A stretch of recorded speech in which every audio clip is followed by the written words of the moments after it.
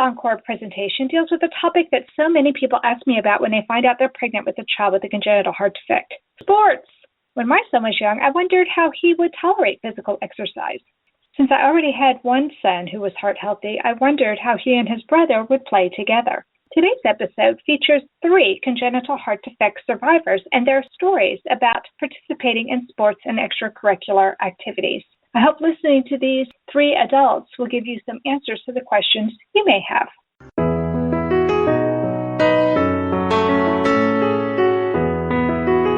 Welcome to Heart with Anna, featuring your host, Anna Jaworski.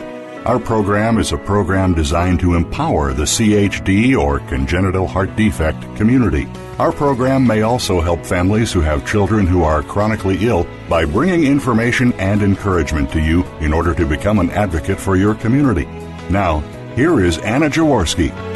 Welcome to the 10th episode of Heart to Heart with Anna, a show for the congenital heart defect community. Our purpose is to empower members of our community with resources, support, and advocacy information. Today's episode is called Sports and Extracurricular Activities for Congenital Heart Defect Survivors. Thanks to advances in medical science, 90% of the babies born today with a congenital heart defect, or CHD, will live to adulthood. What does that mean regarding sports and extracurricular activities for the CHD survivor? What kind of quality of life can they have regarding sports and hobbies? Quality of life seems to be an issue that is discussed a great deal when it comes to children with critical congenital heart defects, or CCHDs. Each of our guests today was born with a CCHD. About 25% of CHDs are considered CCHDs. Children with CCHDs need surgery or other procedures within the first year of life. They are at risk for death or disability if their heart defect is not detected soon after birth. The heart defects classified as CCHDs include one or more of the following: coarctation of the aorta, double outlet right ventricle, detransposition of the great arteries, Epstein's anomaly, hypoplastic left heart syndrome, interrupted aortic arch, pulmonary atresia with intact septum, single ventricle, total anomalous pulmonary venous connection, tetralogy of Fallot, tricuspid atresia, and truncus arteriosus.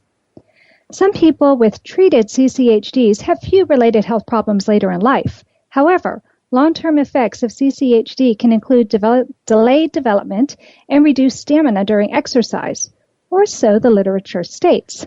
Could it be that some people with CCHDs can defy the literature? Today we'll meet 3 adults with CCHDs who have thrived despite being born at a time in history when the surgeries needed to save their lives were still considered experimental. Our guests today are Mike Cummings, Victoria Scoggins, and Alexandra Jaworski. They will tell us about what kind of sports and extracurricular activities they have enjoyed while growing up. Mike Cummings wrote, "At only 2 months of age, it was discovered that I had been born with dextrocardiositis inversus, with a single ventricular bilateral cavus L-loop malposition of the great arteries and an atrioventricular septal defect. To put it simply, my heart only has 2 chambers, and it's on the opposite side of my body facing my shoulder blade. When I was 15, I was diagnosed with kyphosis, a severe curvature of the spine that causes one to have a humpback. The condition threatened to crush my internal organs. I had 2 18-inch steel rods bolted to my spine to correct the problem. As a young child, I was also diagnosed with attention deficit hyperactivity disorder. I was prone to lashing out, never knowing where to put my energy. It was easy to have thoughts of loathing and self-doubt. I didn't fit in anywhere or have a group of true friends. But instead of having a negative attitude, I walked into a small karate school in central New York called Brooks Karate.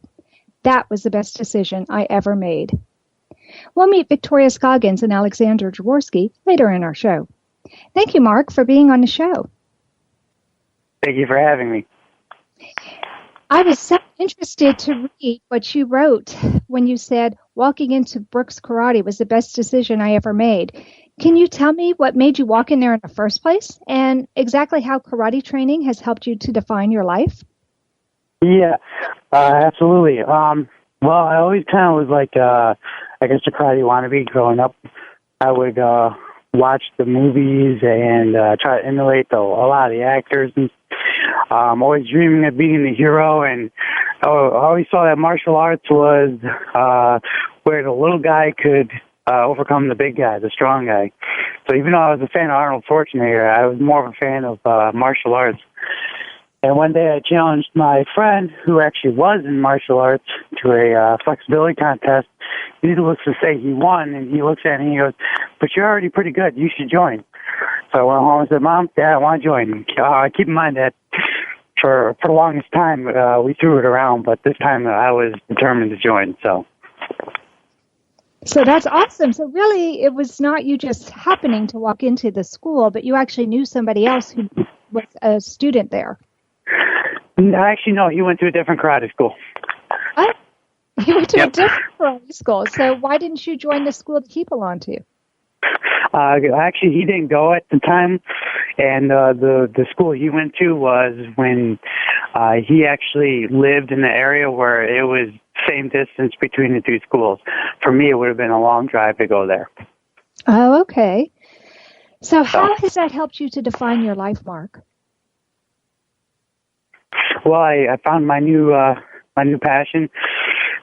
Before I had like a lot of hobbies and interests and stuff, but I was actually pretty good at martial arts. So I knew if I worked hard at it, I could become really good at it.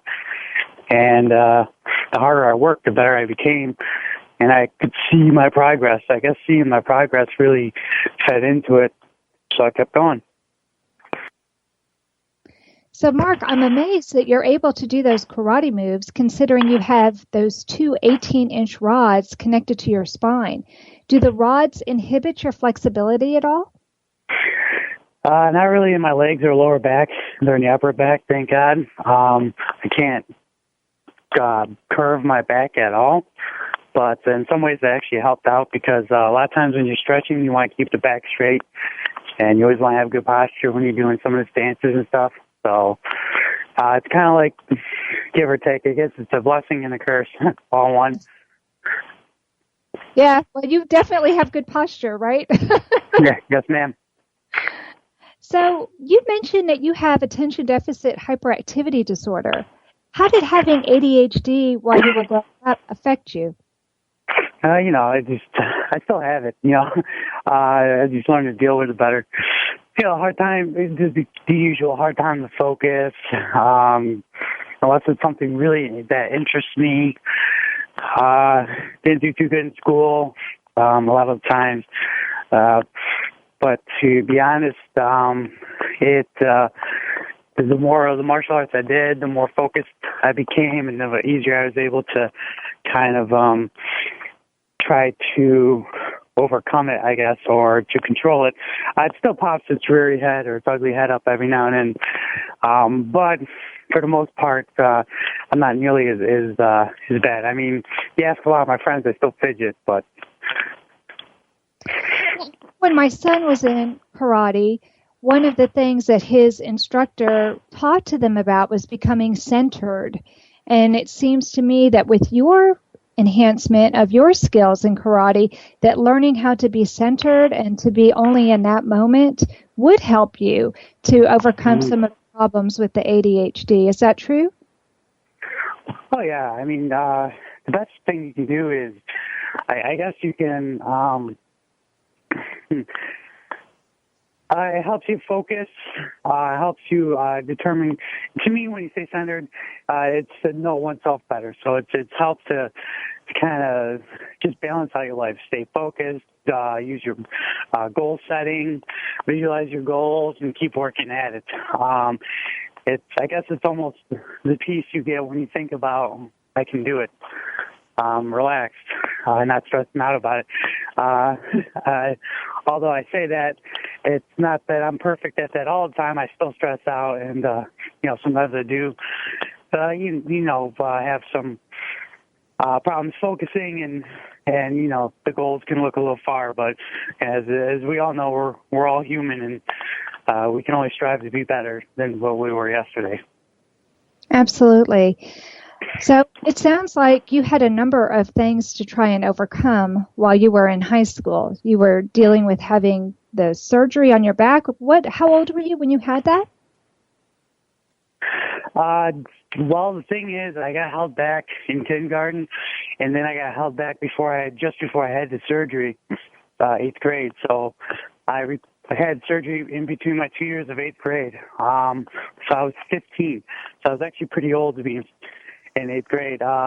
Kindergarten was more maturity and just problems with focus, and I would say eighth grade was actually literally pretty much all my fault. So, as you know, I mean, you can't change the winds, but change the sails on your boat. So that's an interesting way. So I was 15. Did you have some help in school? Did you have any people who were helping you to deal with the ADHD, or did you just have to learn how to do that yourself? Actually, you know, looking back, I had a lot of good teachers.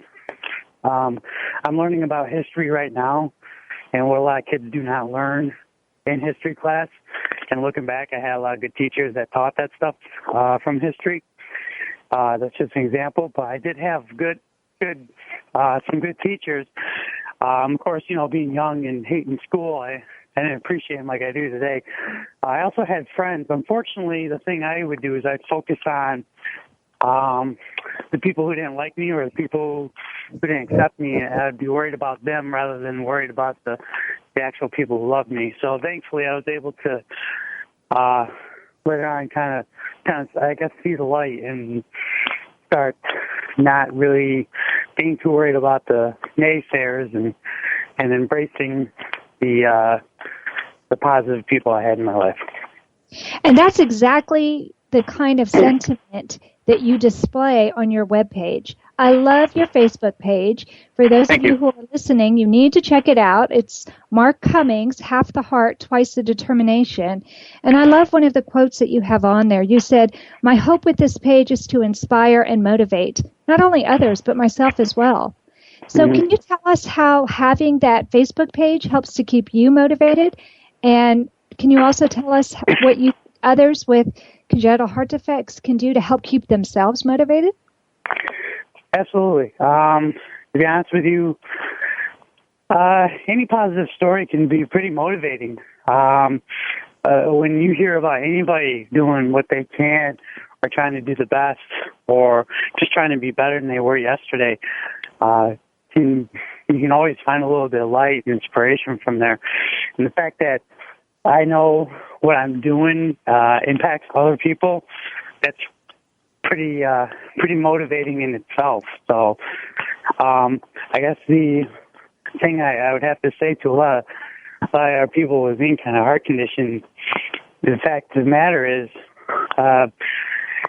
just because you were given, I guess, a diagnosis doesn't always mean that it's really a death sentence or anything like that. We always have things we can try to improve on in our life. We always have things where we can strive to be a better person. I remember I put up a post one time, and it was the difference between a successful person and an unsuccessful person. Unsuccessful person always comes up with excuses. Now, don't confuse reasons with excuses. But when I say excuses, I mean if I can't walk, doesn't mean I can't run a marathon or do a marathon in my wheelchair, right? Or if I can't speak, doesn't mean I can't speak with my hands or anything like that. So we can always strive to become a better person. And on the post, someone actually posted that what I said was I was being a positive attitude bully, and then she displayed all the traits, two people did, of the unsuccessful person. And keep in mind that these are actually people who influence kids. And sometimes I think a lot of people understand what success is. If I want to be a teacher, I want to be the best teacher I can be, and I succeed at it, that's a success in itself. Not everybody's going to be Jackie Chan or Donald Trump or want to be. So, but it sounds to me it was a little long. What's that? It sounds, I'm sorry, I thought you were done. But it sounds to me like what you're trying to do with your Facebook page and what you're trying to do with your life is to set a good example for others. Yeah, for the most part, I try to be the best person I can be. So unfortunately, with Facebook, a little easier just to always post positive and try to be that positive thing that people can go, well, I might be having a bad day, but at least I can go and see something positive on that page. So good for you, Mark. I think that your entire life and the beautiful photos that you have put on your website and just showing parents that kids who have critical congenital heart defects can do karate. Mm-hmm. Yeah, that kind of brings up a funny fact or story. I couldn't do sparring for the first 2 years, even though the doctors gave me the verbal okay to. My instructor was afraid to until I got a written note, and they still slowly edged me into sparring. So it wasn't like I did like hitting right away. And when I say sparring, I mean just tag sparring. So even for the first 2 years, even though I couldn't spar, I still did forms, weapons. I still did all the other things that you can do in martial arts to enjoy it and to become better at it. So I became really good at forms. So that would be another example of just taking what you can do and work with it. Absolutely. So did you wear a chest protector when you actually did start sparring? Yes, I did. In fact, I think even for a while, they weren't really allowed to hit in the body too hard. It's funny, though, because looking back, now I wear a lot of self-defense gear and done kickboxing classes, all that, of course, with doctor's clearance. And eventually I just was able to get a okay from the doctor saying, for the most part, I have a clean bill of health. And I bet that clean bill of health meant a huge deal to you. That probably changed your life. I think my life was pretty changed by the time I got there. I think it was just him finally or not even finally, because he kind of saw it and knew it, but it was just saying it out loud, I guess, because all the restrictions he took off, and that was actually finally at the time when he said I didn't have to take antibiotics anymore to go to the dentist or anything like that. So for the most part, any of the congenital heart defect common stuff people usually have to do, fortunately I don't have to really do it too much anymore. So.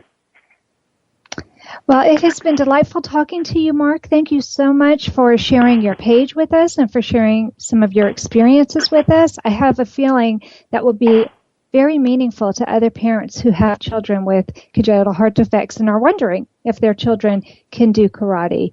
So now we need to take a commercial break, but don't leave yet. Coming up, we have another congenital heart defect survivor who will be sharing her story with us. Find out how she dealt with the Texas heat while marching in her high school marching band and what activity she shared with her cousin when we return to Heart with Anna.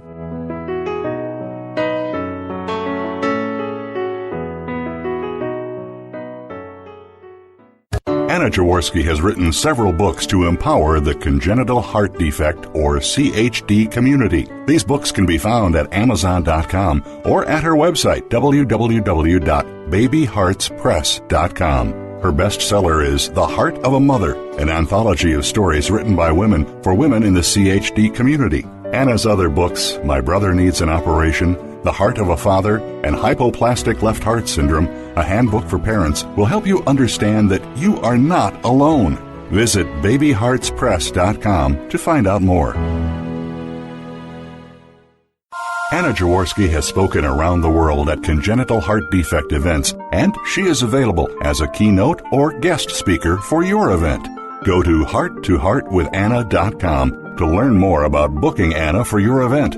You can also find out more about the radio program, keep up to date with CHD resources and information about advocacy groups, as well as read Anna's weekly blog. Anna wants you to stay well connected and participate in the CHD community.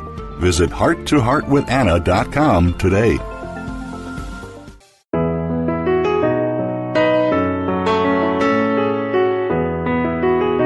You are listening to Heart with Anna. If you have a question or comment that you would like addressed on our show, please send an email to Anna Jaworski at anna@hearttoheartwithanna.com. That's Anna at hearttoheartwithanna.com. Now, back to Heart with Anna. Welcome back to our show, Heart to Heart with Anna, a show for the congenital heart defect community. Today we are talking with congenital heart defect survivors, Mark Cummings, Victoria Scoggins, and Alexandra Jaworski. We just finished talking with Mark Cummings about his experiences with growing up with a congenital heart defect and how karate changed how he viewed himself as a person and allowed him to channel his energies in a positive way toward helping himself initially and now helping others as he works with his Facebook page and instructs children in karate and self-defense. Now we will turn our attention to Victoria Scoggins. Victoria wrote, I was born on March 31st, 1983. I was 1 month old before my parents knew that I had a heart defect. After confirming I had lost weight, the doctor took a chest x-ray. The next morning, we saw a pediatric cardiologist where I was diagnosed with tricuspid atresia, hypoplastic right ventricle, coarctation of the aorta, and ventricular and atrial septal defects. I was also in heart failure. We flew to Houston that night, and I had a subclavian repair for my coarctation, and my pulmonary artery was banded. The next several years, we put off the fontan-procedure until it was no longer considered experimental, and I was older and bigger. Before having the fontan, I was in ballet, tap, and musical performance, just like my cousin. I had a hard time keeping up with my peers. In high school, I joined the marching band, just like my middle brother had done. Master's degree in healthcare administration, the Veterans Health Administration, in our next segment. Thank you, Victoria, for coming on Heart to Heart with Anna. Thank you, Anna. Well, Victoria, I've known you for a very long time because your mother, Rita, and I used to belong to the same congenital heart defect listserv. And then your mom wrote for my book, The Heart of a Mother. I remember being so excited to hear about you being in a marching band because that's something I did in high school, too. Can you tell us a little bit about what instruments you played and what it was like being in a marching band in South Texas? I know where I was in Central Texas, sometimes it was really hot. Sure. When music came to be an option for us in sixth grade, I wanted to play the drums. So I went into percussion for sixth grade, and I learned how to play the bells and all those percussion instruments. And I played that until mid-year of my eighth grade year, I believe it was. And then I wanted to switch to the clarinet because that's really what I wanted to play since my brother had played that in high school. So I continued on to play the clarinet through marching band in high school from my freshman to junior year. My senior year, we decided that it was best that I go back to percussion because it was a state year, and so they wanted me to be in the pit where we don't actually march, but we still are a part of the marching band. Right. A lot of times our percussion sections stayed on one side of the field, and that way everybody could hear the music from the drums the same way. If they had been on the field with us, it might have thrown some of us off. Yes, our drums marched, but everything else in the percussion didn't. And, being in South Texas, it was very hot, and we practiced Monday through Thursday on a blacktop field. So it was actually the parking lot at the high school, and we practiced on that. So it was very hot. My mother was able to get me, and it was used for all the band members, a little tent that covered for some shade. So when we took breaks, a lot of the other band members, as well as I, would go and get some shade and water during our breaks. Yeah, I remember in Central Texas where I was in the marching band that it was not uncommon in the summer, especially because we started practicing in August before the kids came back to school. And it was not uncommon for kids to pass out on that blacktop. We did the same thing. We practiced on the asphalt parking lot, and the heat was just intense. Yeah, I know that for me, I would come home after band practice and be very tired and from the heat, exhausted. But, I wanted to be in the marching band. I wanted some kind of activity where I could get out and meet people. So this was the activity I had chosen. I was so amazed when I found out you played clarinet. It's very uncommon for a person with a severe heart defect to be selecting a woodwind instrument. It takes a lot of air to play the clarinet. Yes, it does. It was learning how to manage marching and playing my instrument at the same time. There were some times when, during games I would just have to hold back a little and keep up with the formation, but I was still able to keep up with my peers. Now, right after we got off the field, I would take off my uniform because I was so hot and get drinks of water to get hydrated again. So that's good. So it sounds like you knew how to limit yourself so you wouldn't hurt yourself, but how you could still be part of the band. Yeah, and that took practice. My first year when I was a freshman, I wanted to do everything that my peers could do. I wanted to not take breaks when no one else was taking breaks. But I learned that for my health, I needed to do what I needed to do. And sometimes that meant not being like my peers and taking care of my body. I think that's a really important lesson for people with congenital heart defects to stay hydrated, because if your body becomes dehydrated, you can have arrhythmias. And for people who have had open heart surgery like you've had, the chances of having arrhythmias is heightened anyway. So, Victoria, let's talk about dancing a little bit. So you said that you and your cousin both took dancing as young children. What do you remember from that? And was it a good experience for you? Sure. I don't remember too much. Again, I was little and I'm older now, so I've got to go way back in my memory box there. But I remember that I was the littlest kid. I danced around with the other kids. Of course, we're 6, so we don't really know what we're doing, but we watched the teacher a lot. So I would watch the teacher on the routine. But I do remember having to sit out a lot because I was just too tired, and this was before my surgery, so I didn't have the blood flow like I do now. Right, so you did that before you had your fontan-procedure, right? That's correct, yes. So now that you've had your fontan-procedure, can you tell us what being in those different lessons meant to you as far as a person growing up? Like what kind of advice you would give parents about allowing their children to take different kinds of lessons when they're growing up? Well, I think it's important to let your kids figure out what they're capable of doing, because if parents keep holding their child back because the doctors or they're scared, the child's never going to learn what he or she is capable of. And I think my parents allowing me to be in extracurricular activities that were harder for me than other people led me to learn what I'm capable of doing now. And as an adult, my parents aren't there to tell me, you can't do that, you need to watch out. They still do, but they aren't there every minute. But I was able to learn what I can and can't do. And like now, I go to the island with my friends, which walking in the soft sand is very hard for me. So I learned to make my own modifications when we go to the island. I don't take as much stuff. I make sure I take a towel, plenty of water, and I look for places where I don't have to walk in the soft sand as much. So by my parents allowing me to do other activities, I've learned how to make the necessary modifications so I don't pass out or get too tired or too hot.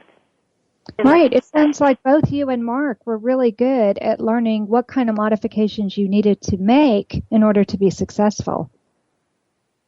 Yes, I think so. Well, I'm so proud of you for earning your master's degree and for working in the hospital setting. And I have a feeling that your experiences with hospitals makes you an even more valuable employee. I think so. I think that, being a patient, I can see the patient perspective, but I also have to see the administrative perspective, and to intertwine the two comes fairly easy to me because I have been a patient and been in the hospital for different procedures, so I know what it's like. Absolutely. Well, thank you so much, Victoria, for coming on our show and sharing your experiences with us. Now it's time for another commercial break, but don't go far. Stay tuned to find out how another adult with a critical congenital heart defect dealt with his physical limitations while growing up. Find out how he not only coped, but found a profession that has changed his life when we return to Heart with Anna.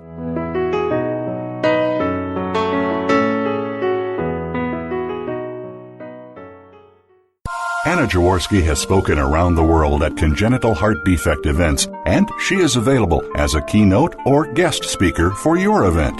Go to hearttoheartwithanna.com to learn more about booking Anna for your event. You can also find out more about the radio program, keep up to date with CHD resources and information about advocacy groups, as well as read Anna's weekly blog. Anna wants you to stay well connected and participate in the CHD community. Visit hearttoheartwithanna.com today.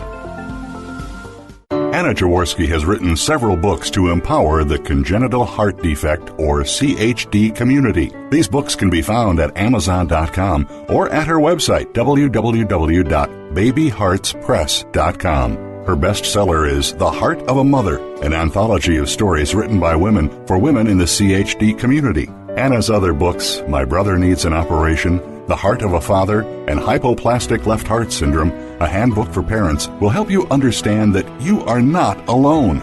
Visit babyheartspress.com to find out more.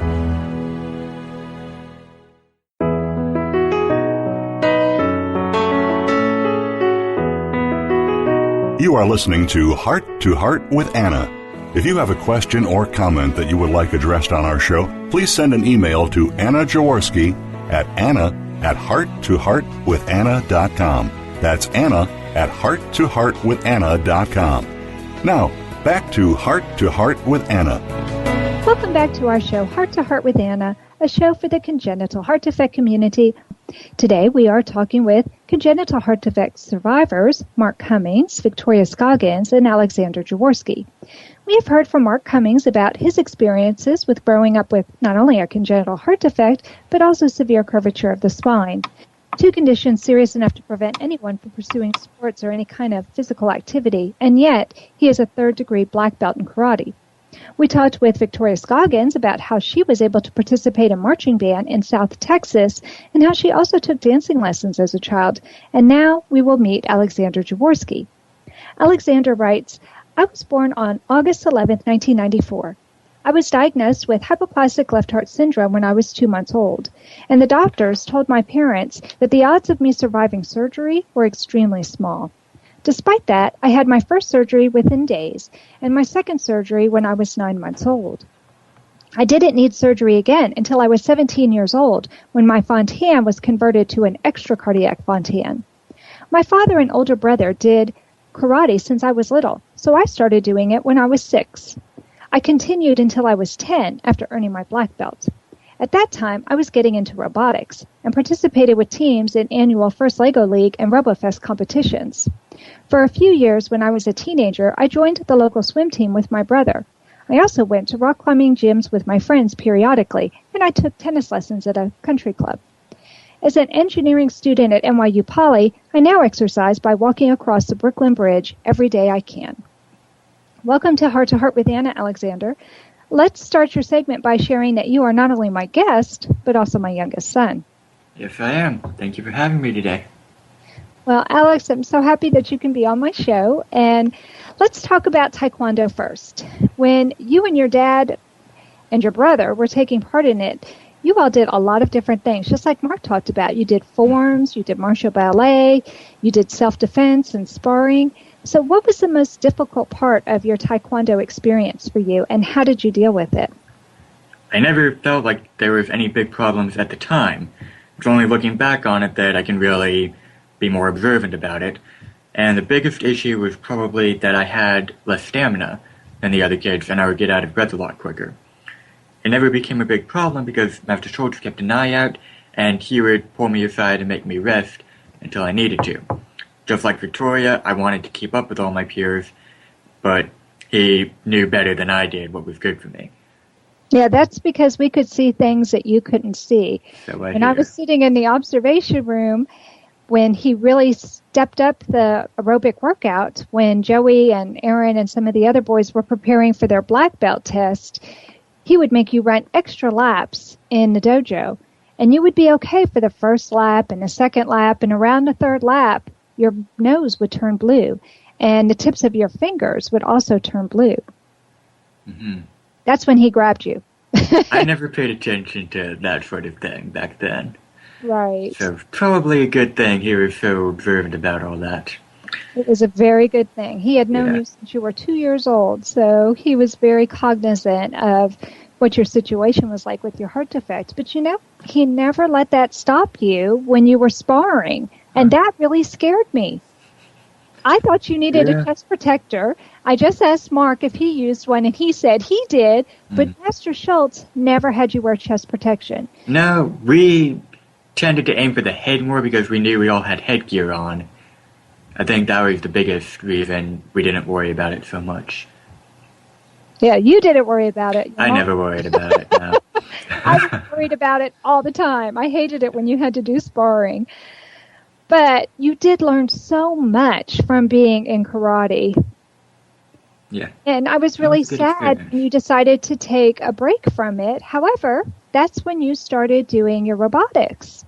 So why don't you tell us a little bit about what it was like when you started your robotics team and how your robotics teams did over the years? The first couple of years were, of course, when we were first getting used to the competitions. That was more about finding our feet. We changed most of the team, getting trophies every. We started progressing to the state competitions, and we got into. At first, we were only doing FLL tournaments. We started also doing RoboFest around our 4th or 5th year, and eventually we made it to the international tournaments for both FLL and RoboFest. Yes, it was quite an experience to watch your teams grow. We had a steep learning curve, but then it seemed like everything started to fall into place, didn't it, Alex? It did, absolutely. And then I think that having that FLL experience especially, but even RoboFest too, helped you to decide what you wanted to do for college. Can you tell us a little bit about that? Yes. Well, I started going to college when I was 14. I'm afraid my teacher was running out of things to teach me in homeschool. So she found that there was a nearby college in Waco called TSDC, which is Texas State Technical College, and they had a very good dual credit program. So I started out, I took a DC Circuits class there, and I did really well, and I liked the teachers, and so then I started taking 3 courses every semester. And I just kept going and going. I got into the degree program to get a associate's degree in applied sciences, and by the time I was 17, I finished that. I worked with industrial quality robots, and I was absolutely in engineering by that time. I knew that was what I was going to do. You did, and you seemed to be such a natural at it. One of the other things that made me so proud, Alex, was that in addition to working at the college level, you did go to your international competition. That's why you were in college, which was quite challenging. But then when you became too old, which sounds funny, but after you were 15, and you were too old to be in FLL, as a competitor, you turned around and you were a helper. You were either a judge or we helped out in some way at the local competitions, and even in Houston. We drove all the way to Houston to help out. We did, yeah. How did you feel that helped you as a person? Helped me mature a bit, I think, because I was not used to being the one in charge like that with everyone. Where it was my judgment had a lot of weight there, and I knew what I was looking for, and I knew what I was saying about the team's robots, but it was a little. I hadn't ever done anything like that before. It was a little unexpected how important it felt. It was I was nervous the first couple of times. I got used to it, and I would definitely do it whenever I have the opportunity, but the first couple of times it really helped me get a little bit more responsible, I think. Yeah, I think it did too. I want to talk to you on a totally different topic now. I want to talk to you about swimming and what it was like for you as a swimmer. Do you remember when you first started swimming? That was mainly because my older brother was on the swim team, and I think back then I wasn't getting much exercise, and we were at the swim center so often anyways, I wanted to join the swim team so I'd have something to do instead of just sitting on the bleachers all the time. So the first couple of times, I wasn't able to make it onto the team because the water was so cold, I just couldn't take it for very long. And then he got me a wetsuit, and that kept me warm, very warm, so I had no problem making it on the swim team after that. I think that's really important for parents to know, that if a child really wants to do something, you may have to find some kind of modifications. With Mark, he wasn't able to do the sparring for his first couple of years, and then he wore chest protection because of all the surgeries that he had. But with that protection, he was still able to participate with his friends. And the same thing with you. You couldn't make the swim team because you would be so cold and shivering, and talk about a blue nose. Oh my goodness, the swim instructor used to tease and say that you look like a Smurf. Yeah, I remember that. You really turned blue, and as soon as we got that wetsuit for you, it changed everything. You were finally warm enough that you were able to have the endurance, and you actually became a pretty good backstroker. I did, yeah. And it became fairly fun, Right. So what advice would you give to parents of young people who have serious heart defects regarding how they should handle sports and extracurricular activities? You have to maybe find some particular equipment to overcome their shortcomings. And it also just means that sometimes you have to work a bit harder than someone normally would in order to do it. It's definitely something you should do if you can. We have, I think, us with heart defects have more to prove, so we can be even more proud of ourselves when we do succeed at things like karate, swimming, everything that seems to be out of our reach. When we can do it, it's something to really take pride in. I agree. I think that for all of you, for Mark and Victoria and you, to have been successful with the marching band and the karate, the swimming, the robotics, I do think that you all have to work a little bit harder. I really do. But I do think that the reward is even that much greater. Mm-hmm. Absolutely. Well, thank you so much for being on the show, Alex. Thank you for having me. This has been a lot of fun. Now it's time for another commercial break, but don't leave because it's almost time for our miracle moment. And today's miracle moment deals with probably the most famous athlete with a critical congenital heart defect in current history. Find out who the Flying Tomato is, what his heart defect is, and what he has accomplished at the Olympics when we return.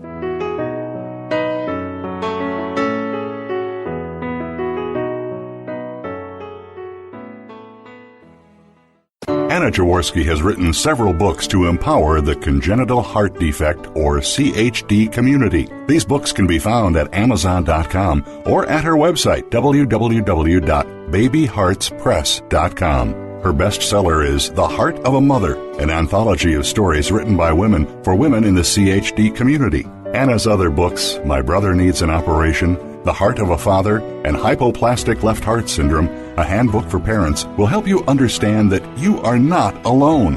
Visit babyheartspress.com to find out more. Anna Jaworski has spoken around the world at congenital heart defect events, and she is available as a keynote or guest speaker for your event. Go to hearttoheartwithanna.com to learn more about booking Anna for your event. You can also find out more about the radio program. Keep up to date with CHD resources and information about advocacy groups, as well as read Anna's weekly blog. Anna wants you to stay well connected and participate in the CHD community. Visit hearttoheartwithanna.com today.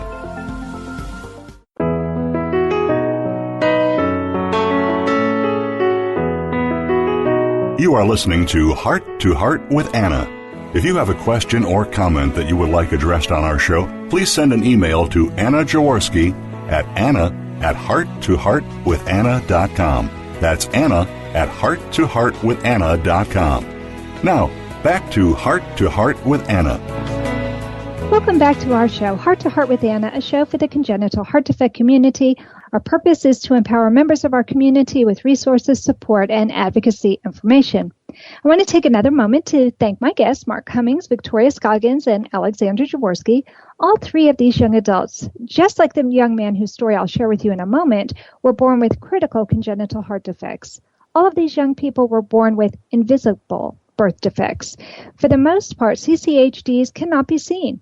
The only time anyone sees anything amiss is when our heart warriors dare to go bare-chested or expose a significant portion of their torsos so that people see the scars their surgeries have left behind. And in Mark's case, it's not just the front of his body that sports an impressive scar, but his back too, because of his spine surgery. What I love about all of my guests and the Miracle Moment story I'll read in a minute is that their defects stayed invisible while they were growing up. None of these people allowed their birth defects to define them. They defied the odds, and instead of making excuses for why they couldn't do certain activities, they simply made things happen. What I also love is that when they needed to, they were unabashed about changing tactics. When swimming was too difficult for Alex, he donned a wetsuit. When he couldn't do what other kids could do in the water, all of a sudden that wetsuit allowed him to do it. When he realized he didn't have the stamina to go for his second-degree black belt, he took up robotics instead. Victoria has earned not only a bachelor's degree, but also a master's degree, and now works in a hospital setting. All of these young people have not only had a good quality of life, they've had a remarkable quality of life. And such was also the case with probably the most famous congenital heart defect survivor to ever make it to the Olympics, Shaun White, also known as the Flying Tomato. Like Mark, Victoria, and Alex, Shaun was born with a critical congenital heart defect. Like our guest today, Shaun refused to let his heart defect define him. Our miracle moment today is from NBC Sports Vancouver 2010 Most Popular Athletes. You can read your story yourself, or if you want to check it out on the Heart to Heart with Anna website at www.hearttoheartwithanna.com. And you'll even see a link that will allow you to watch Shaun White in action. His biography begins with half-pipe coronation. Entering the 2006 Torino Games, White was widely considered the favorite to take Olympic gold in men's half-pipe. However, the Carlsbad, California native got an early scare when a mistake on his first qualifying run left him with just 37.7 points, facing a do-or-die scenario to earn a spot in the final with his second qualifying run. White ended up qualifying with ease on that second run, and in the final, he did not disappoint, claiming the Olympic title with a dominant performance. Riding to AC/DC's Back in Black, the then 19-year-old racked up 46.8 points in the first run of the final round, a score that no other competitor could surpass. During his interview with NBC after the victory, White broke down, unable to hold back his tears. Two-sport star. In addition to owning the Olympic snowboarding crown, White is also a champion skateboarder who claimed a skateboard vertical title at the 2007 Summer X Games, making him the first athlete ever to win Summer and Winter X Game titles. While Shaun White skates professionally in the summer, leaving him roughly 6 months on the snow each year, that makes his achievements in snowboarding and skateboarding all the more impressive. And though White didn't win his first X Games title until 2007, his skateboarding career has long been ordained for greatness. He first started skateboarding with the legendary Tony Hawk at age 9. In the spring of 2009, Red Bull, one of White's principal sponsors, built him a private half-pipe complete with foam pit at Silverton Mountain in southwestern Colorado. Dubbed Project X, the pipe was built on the backside of a mountain in an inconspicuous avalanche chute, reachable only by helicopter and snowmobile. There it took White all of 3 days to land a trick that would come to dominate the snowboard chatter over the summer and beyond, the double cork. The game-changing maneuver involves 2 off-axis rotations or diagonal flips, and at the season's opening World Cup event in New Zealand in August, White debuted back-to-back double cork spins en route to victory. The first of those double corks was a cab 1080 sailfish, meaning that while White was flipping twice diagonally, he was also executing 3 full spins and grabbing the board at his back heel edge. White was born with a heart defect called tetralogy of Fallot, which his website describes as a series of heart malformations. The heart defect required 2 major surgeries at a young age. As reported in USA Today, he was also severely bow-legged early in his childhood and had to wear corrective leg braces at night. However, neither malady stopped White from trying snowboarding at age 6 with the assistance of his father, Roger. The entire White family has since taken up snowboarding, with Kathy, his mom, being the last to learn. And that concludes this episode of Heart to Heart with Anna. I hope you enjoyed today's episode as much as I have. I love how Sean, Alex, Victoria, and Mark have all led the kind of lives that they wanted to lead without being defined by their heart defects. They have led extraordinary lives because they've challenged themselves and sought to be the best they can be. Thank you for listening today. Please come back next week on Tuesday at noon for a brand new episode. But February is Heart Month, and Heart to Heart with Anna is going to be featuring a radio show every single day during the month of February 2016. So please find and like us on Facebook. Check out our website, hearttoheartwithanna.com, and that's where you'll see the schedule for all the shows that we'll be having in the month of February. Check out our Cafe Press Boutique. Follow our radio show on Blog Talk Radio and especially on Spreaker, because if you can help us get enough followers on Spreaker, then we can petition iHeartRadio to carry our show, and then people can listen to the show in their cars. So thanks again for listening. We know that congenital heart defects touch people all over the globe, but remember, my friends, you are not alone.